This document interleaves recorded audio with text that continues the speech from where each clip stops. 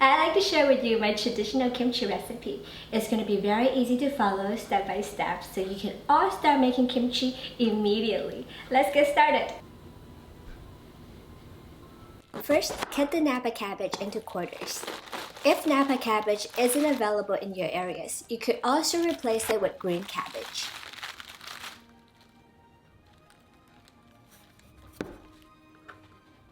Rinse the cabbage in running water.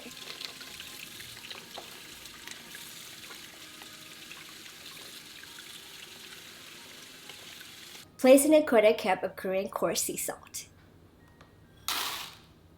Pour in the water and whisk until dissolved.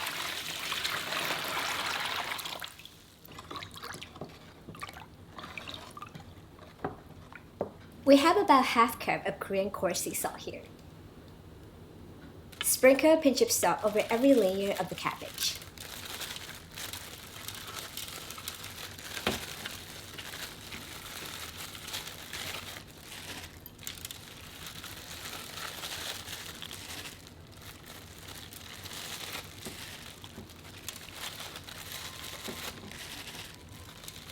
Repeat with the rest.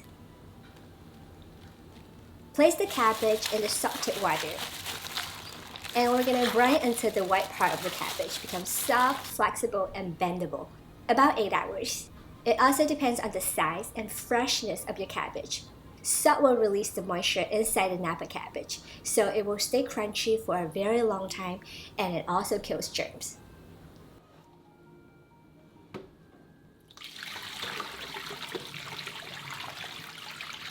Rinse the Napa cabbage in running water until all the salt on the surface has been removed, for about 3 times.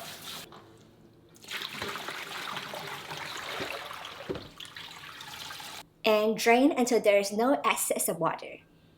In a saucepan over low heat, add the water and sweet rice flour.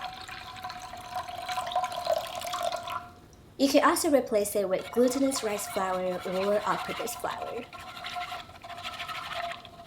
Constantly stir until the paste becomes sticky and pasty, and bring it to a boil.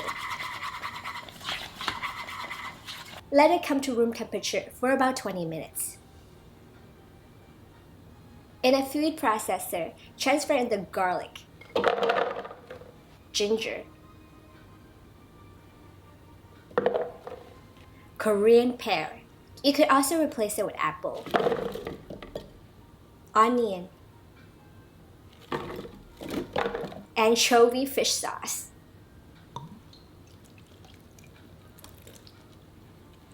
Korean salted shrimp.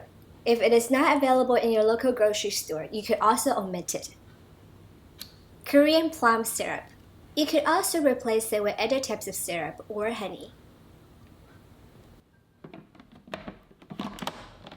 Blend until it becomes a paste.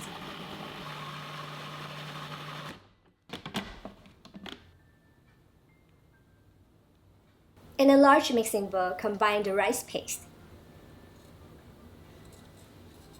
spice and seasoning paste, and Korean chili pepper flakes. You can add more or less based on your preference. And whisk. Also place in the scallions, Korean radish,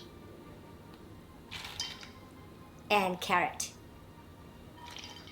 Mix well.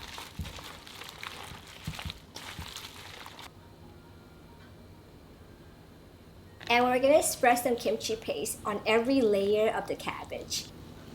I like to be generous about it, but you can put more or less based on your preference. We are working on one piece at a time, and repeat with the rest. Transfer the kimchi to an airtight container. I got my kimchi container from H Mart, a Korean supermarket. If you don't have this extra lid, you could also replace it with plastic wrap.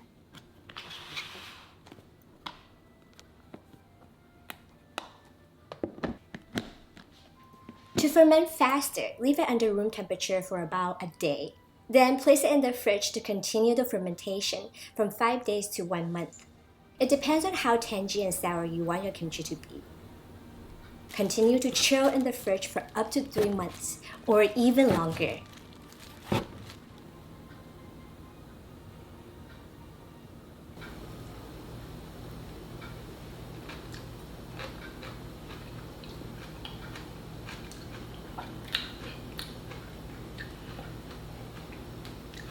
This is truly amazing, really delicious. It's very refreshing, really crunchy, spicy, tangy, and full of umami taste. It's just so delicious. So I hope that you enjoyed today's episode. If you like it, subscribe and thumbs up.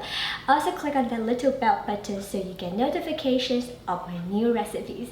I'll see you again next week for another awesome episode. Bye!